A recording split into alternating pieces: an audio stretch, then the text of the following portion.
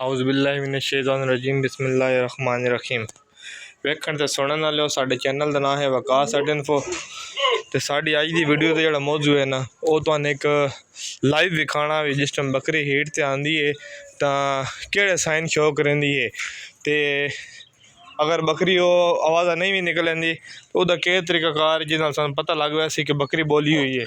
लिहाजा मैं हूँ अपने जानवरों को आया तो मैं वेख्या तो मेरी बकरी जी ना वो एक हीट से आई तो मैं एक दोस्तों जरा हूँ ही जरा विखा देना सारा सीन कि बकरी बोली हुई हो तो उनकी के निशानी होनी तो वह किमें पता लगता। लो जी दोस्तों आ बकरी है आया जी खड़ी है ये हूँ इस टाइम फुल हीट ते सानू तो किमें पता लग सी हीट दे आए दे दुम दे देख रहे साहब बिल्कुल दुम भी जी इस तरह हिलंदी रही वाजा पता लग सी। तो बकरा हालांकि खसी है आला तो लेकिन फिर भी वो बकरे दे कोलू हट भी नहीं रही।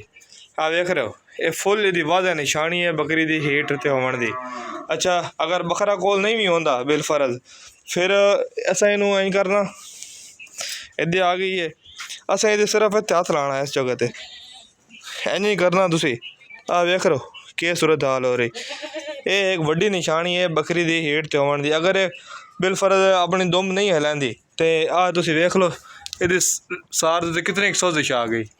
ये तो बिल्कुल वाजा तुहानू पता लग वैसे कि बकरी हीट ते है तो ये बड़ा आसान तरीका है। हुण ये बकरा इन तंग कर रहा है तो मैं फिर बकरे ना बंद दिता तो इंशाल्लाह मैं हूँ क्रॉस करा सा।